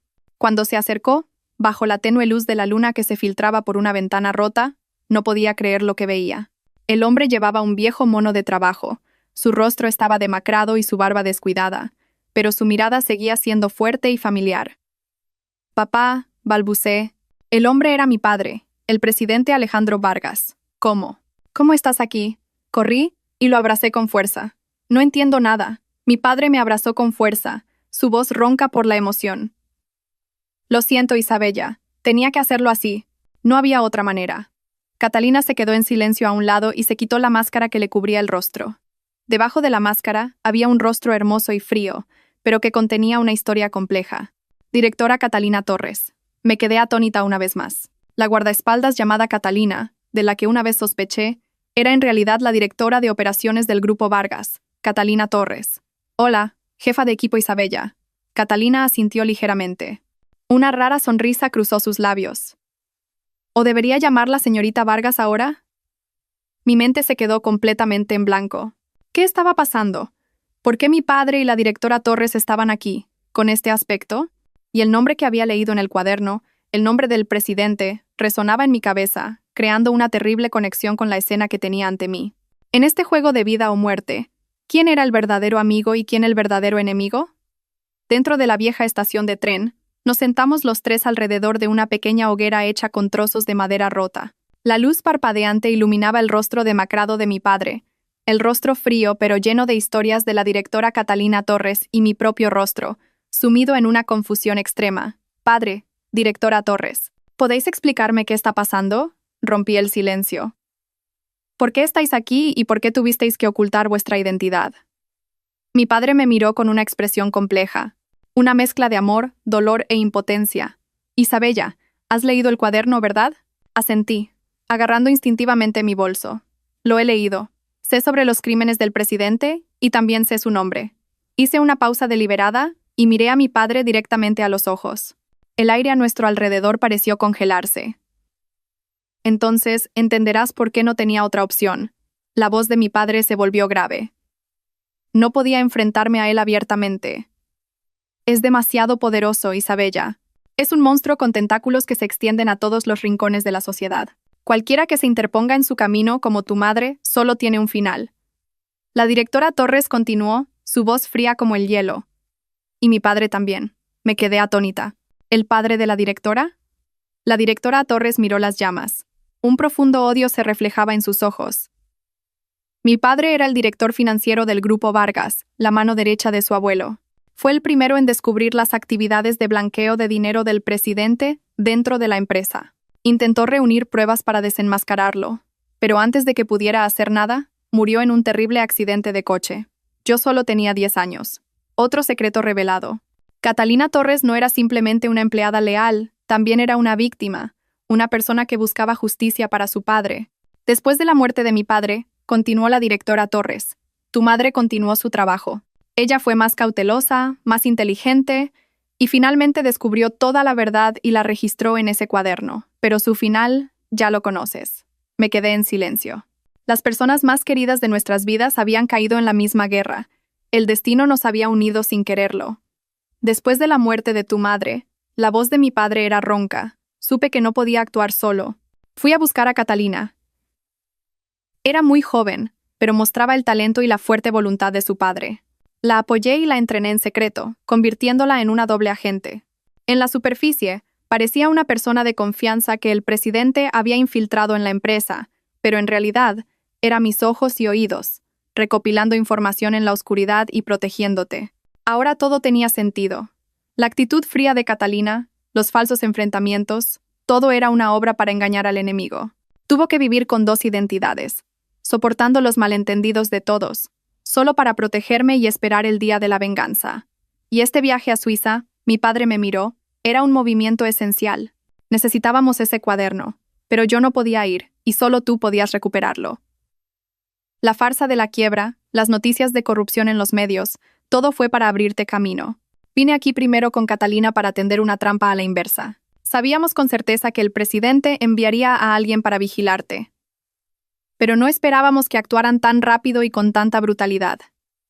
Mi padre apretó los puños, su voz llena de arrepentimiento. Si hubiera llegado un poco más tarde, casi te habría puesto en peligro. No es culpa tuya, padre. Puse mi mano sobre la suya, áspera. Lo conseguimos. He traído el cuaderno. Saqué el cuaderno de mi bolso y lo coloqué sobre una piedra entre nosotros. Bajo la luz del fuego, las tapas de cuero negro parecían misteriosas y pesadas. Sé quién es el presidente, dije. articulando cada palabra. Es él. La persona que nunca hubiera imaginado. La persona que toda esta sociedad respeta. Sí, mi padre asintió, sus ojos inyectados en sangre. Nuestro mayor enemigo era la misma persona a la que una vez llamamos aliado. El señor Ricardo Morales, dije el nombre, mi garganta se cerró. El señor Ricardo Morales, el viejo amigo y abogado de la familia, el que montó conmigo la farsa de la entrega del regalo de bodas, la persona en la que confié plenamente. Al final, todo era una obra dentro de una obra más grande. Era un lobo con piel de cordero, de una astucia sin igual. Estaba justo a nuestro lado, conociendo todos nuestros planes y manipulándolo todo desde la oscuridad. ¿Cómo? ¿Cómo puede ser él? Todavía no podía creerlo. No era un amigo de la familia, Isabella, dijo mi padre con amargura. Era un demonio con máscara de ángel. Se acercó a tu abuelo y a mí, ganándose nuestra confianza, esperando el día en que pudiera tragarse todo el grupo Vargas. Tu madre descubrió su verdadera identidad, y por eso tuvo que morir. Y el padre de Catalina también. El caso de Javier y Elena también, dijo Catalina. Fue una de sus jugadas. Dejó que ese plan fracasara estrepitosamente a propósito. Quería usar ese incidente para que confiaras plenamente en tu padre y en él mismo, para que no sospecharas nada cuando cayeras en una trampa más grande en Suiza. Pensó que después de que tuvieras el cuaderno, podría quitárselo fácilmente a una mujer débil como tú. Se me puso la piel de gallina. ¡Qué conspiración tan meticulosa y malvada! Planes dentro de planes. Calculó cada detalle, manipuló la psicología de todos. Era un oponente aterrador. Entonces, ¿por qué le reveló su identidad a mi madre?, pregunté. Porque era demasiado arrogante, respondió mi padre. Estaba seguro de que había ganado. Quería que tu madre muriera en el dolor y la desesperación de ser traicionada por alguien en quien confiaba. Pero no esperaba que tu madre, hasta el último momento, estuviera un paso por delante de él.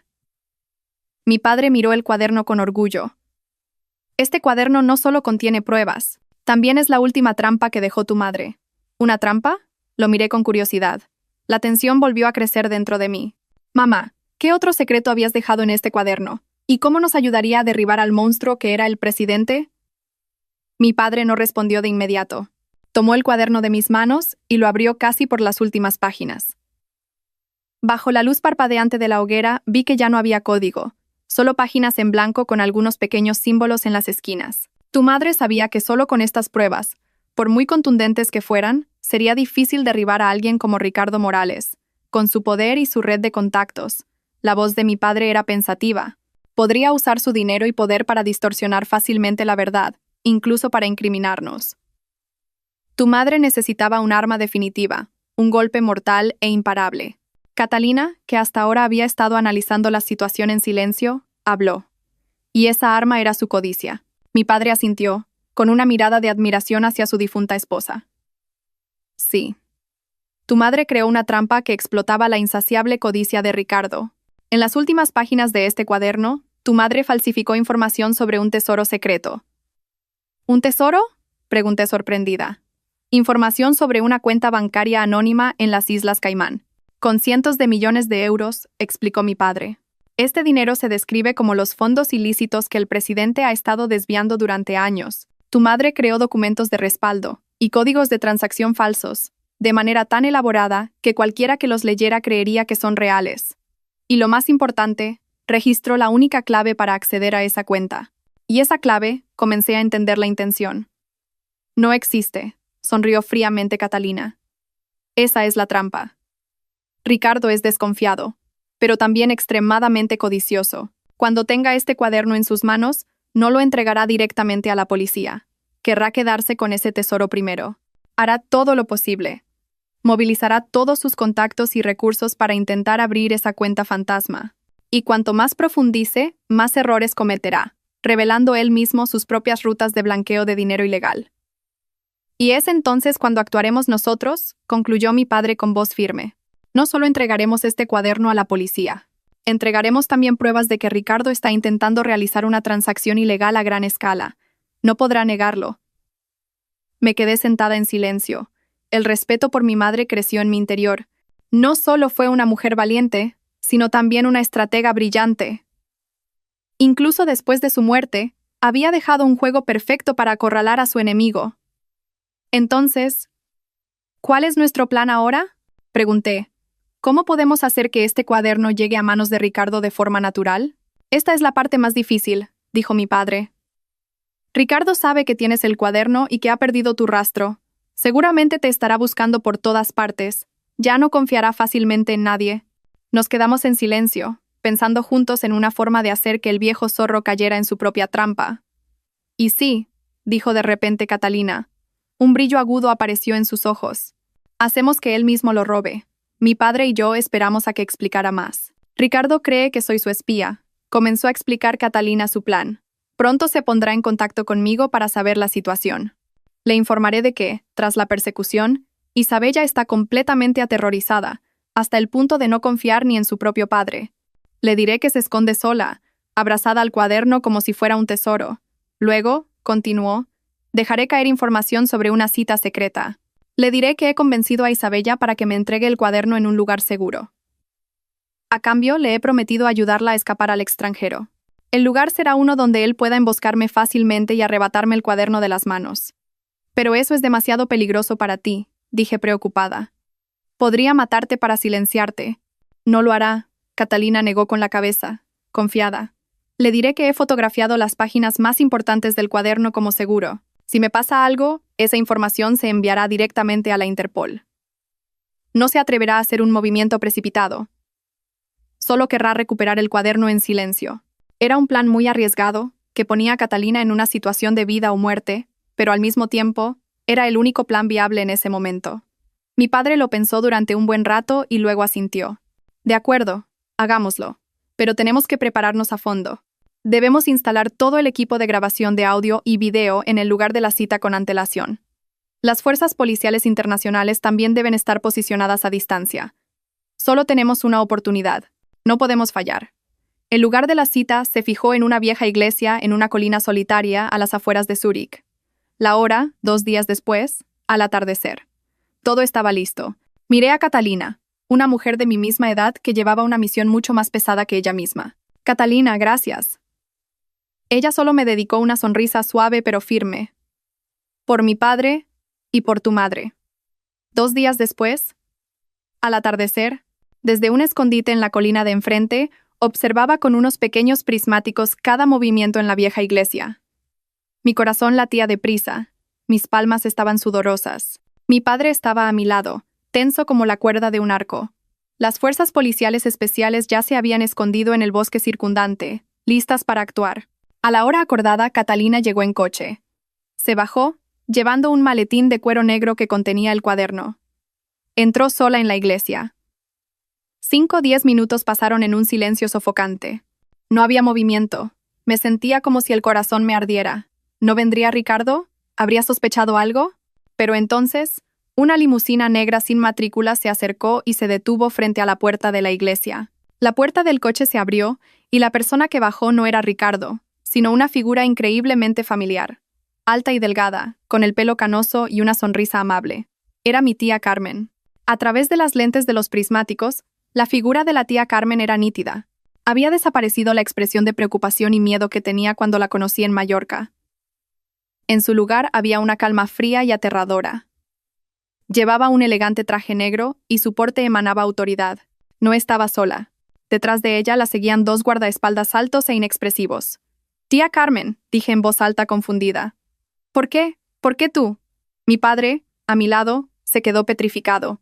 Vi cómo sus manos se cerraban en puños, las venas marcadas. No dijo nada, pero sentí una enorme ola de conmoción y dolor dentro de él. El traidor, el que nunca hubiéramos imaginado, era la persona más cercana.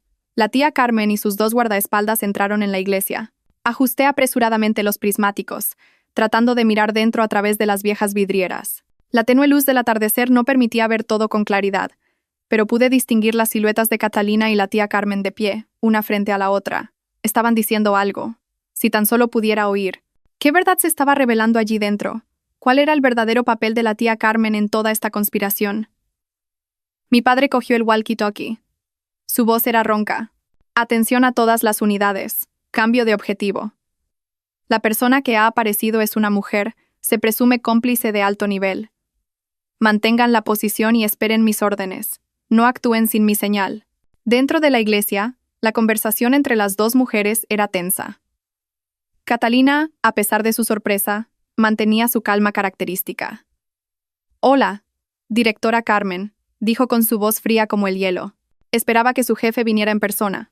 La tía Carmen sonrió. Una sonrisa que nunca le había visto, seductora y peligrosa a la vez. «El jefe tiene asuntos más importantes. Este pequeño asunto puedo manejarlo yo». «¿Dónde está el cuaderno?» «Aquí», Catalina levantó el maletín. «Pero antes de entregárselo, quiero saber una cosa. ¿Por qué usted? Es la hermana de la señora de Vargas. ¿Por qué traicionó a su propia hermana, a su propia familia?» La sonrisa desapareció de los labios de la tía Carmen, reemplazada por un profundo odio. «Hermana, no menciones el nombre de esa mujer delante de mí. No es mi hermana. Es la mujer que me lo quitó todo». Catalina frunció el ceño. «¿Quitarle todo?» «Sí». La voz de la tía Carmen se agudizó.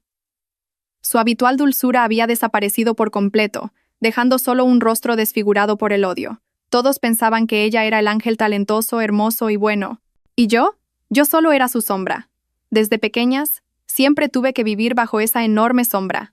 Mis padres la querían más. Los profesores la preferían. Y hasta el hombre que amaba solo me veía como su sustituta. El hombre que amaba era el presidente Vargas, ¿verdad? Un destello de sorpresa cruzó los ojos de Catalina. «Sí», gritó prácticamente la tía Carmen. «Yo lo amé primero. Yo estuve a su lado primero. Pero apareció esa mujer y él se olvidó de mi existencia. Solo la veía a ella, se casó con ella. Y yo tuve que ver cómo me arrebataban mi felicidad. Odio a esa mujer. Odio a su hija. Esa niña que nació para robar todo el amor que debería haber sido mío». En la colina, a través del dispositivo de escucha que sostenía mi padre, oí toda la conversación. Mi cuerpo temblaba. Era una verdad demasiado terrible. El odio ciego por amor había convertido a la tía que siempre había querido en un demonio. «¿Entonces todo esto?», balbuceó Catalina, incrédula. «Sí, todo lo planeé yo». La tía Carmen se rió como una loca. «Me acerqué al enemigo del grupo Vargas, a ese presidente que mi hermana investigaba. Vendí a mi propia hermana, les di la información para que pudieran actuar. Eliminé la espina que tenía clavada en el ojo con mis propias manos. Pensé que cuando muriera, el presidente Vargas volvería a mí. Pero no. Después de su duelo, buscó a otra mujer, a esa tal Elena. Nunca fue mío. El plan de Javier y Elena también lo manejé yo desde las sombras». Continuó confesando en su locura. Quería destruirlo todo. Quería que la hija de esa mujer sintiera lo que es ser traicionada y abandonada, como yo. Pensé que cuando la familia Vargas cayera y todo se derrumbara, yo sería la última en quedar para consolar al presidente y tomar todo lo que debería haber sido mío. La confesión de la tía Carmen se convirtió en la acusación más poderosa, revelando no solo sus crímenes, sino también un alma podrida por los celos y el odio. ¿Ahora lo entiendes?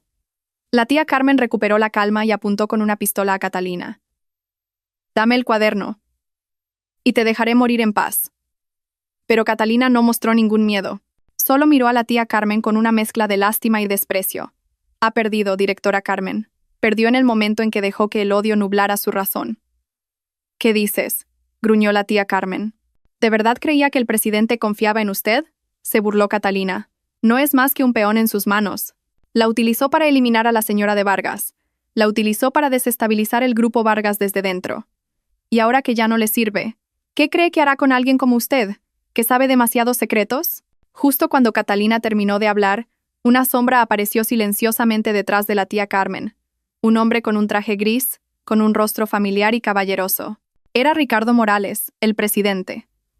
«Tienes razón, señorita». La voz de Ricardo sonó grave y fría. «Un peón solo debe cumplir su función». La tía Carmen se giró, sobresaltada.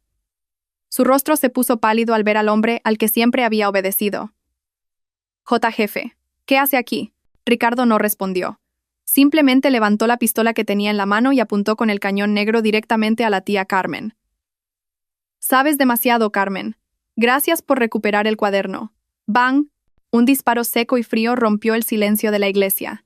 La tía Carmen se desplomó en el suelo. Sus ojos seguían abiertos, llenos de conmoción e incredulidad. La sangre que brotaba de su pecho tiñó de rojo el antiguo suelo de mármol. En la colina, lo presencié todo a través de los prismáticos. Sentí que me fallaban las fuerzas. Una persona, mi pariente, había terminado su vida de una forma tan miserable, a manos de la persona a la que había seguido ciegamente. Crimen y castigo, todo en un instante. Ricardo se acercó para coger el maletín de las manos de Catalina, pero justo entonces ocurrió algo inesperado. La tía Carmen, en su último aliento, con las fuerzas que le quedaban, sacó una pequeña granada del bolsillo de su ropa y se la lanzó a Ricardo. «Moriremos juntos». Todo sucedió demasiado rápido. Catalina, por reflejo, empujó a Ricardo y se tiró al suelo. Pero, ¿y la tía Carmen y el cuaderno? ¿Qué pasaría en la terrible explosión que estaba a punto de ocurrir? ¡Al suelo! El grito de mi padre a través del walkie-talkie llegó justo antes de que una terrible explosión sacudiera toda la colina. Las vidrieras de la iglesia estallaron en 1000 pedazos, y del interior salió una densa nube de humo y polvo. Mi corazón se detuvo. «Catalina, el cuaderno». «Entrad», ordenó mi padre. Inmediatamente, las fuerzas policiales especiales se abalanzaron sobre la iglesia desde todas las direcciones. No pude esperar más. Ignorando las advertencias de mi padre, bajé corriendo la colina y me adentré en la caótica escena. Cuando entré, el humo todavía era denso, y el olor a pólvora me picaba en la nariz. La escena ante mis ojos era terrible. La tía Carmen yacía inmóvil. Su cuerpo no estaba intacto. Cerca de allí, Ricardo Morales, el presidente, también yacía en un charco de sangre. Un trozo de metralla de la granada se le había clavado profundamente en el pecho. Jadeaba en su último aliento, mirando fijamente el techo de la iglesia, parcialmente derrumbado. Su imperio criminal había llegado a su fin, finalmente, debido a su propia crueldad y desconfianza. ¿Pero dónde está Catalina? Miré a mi alrededor, en pánico. «Estoy aquí», se oyó una voz débil debajo de un montón de bancos de madera. Varios policías y yo corrimos a levantar los pesados trozos de madera. Catalina yacía allí, cubierta de polvo. Una de sus piernas estaba atrapada bajo una gran viga, sangrando profusamente, pero en su mano todavía sostenía con fuerza el maletín de cuero negro. A pesar de sus graves heridas, no había soltado nuestra arma más importante hasta el final. «Catalina, ¿estás bien?», me arrodillé, llorando. Catalina esbozó una sonrisa cansada pero satisfecha. «Estoy bien. Hemos ganado, Isabella». Dicho esto, perdió el conocimiento. Los paramédicos llegaron rápidamente y sacaron a Catalina de los escombros para llevarla al hospital. Tomé el maletín de su mano. Sentí el peso de la justicia y el peso del sacrificio. La guerra había terminado. El presidente y la traidora habían pagado por sus crímenes. Gracias al cuaderno, la prueba decisiva, su organización criminal fue completamente desmantelada poco después. Numerosos altos funcionarios y personas relacionadas fueron arrestados. Fue un verdadero terremoto que sacudió los cimientos de la política y los negocios. Un año después, un sol dorado y brillante entraba a raudales por las ventanas de la oficina del presidente del Grupo Vargas. Miré el ajetreado tráfico de abajo, sintiendo una profunda paz en mi corazón. El último año había sido una prueba de fuego. Tras la caída del presidente, mi padre regresó oficialmente y, junto a mí, navegamos a través de la tormenta para dirigir el barco del Grupo Vargas. Llevamos a cabo una reforma integral, eliminando a todos los elementos corruptos y reconstruyendo el grupo sobre los cimientos de la transparencia y la honestidad. Catalina, después de meses de tratamiento y fisioterapia, se recuperó milagrosamente. La larga cicatriz en su pierna se convirtió en un símbolo de su valentía. Fue nombrada vicepresidenta ejecutiva, convirtiéndose en mi mano derecha más sólida.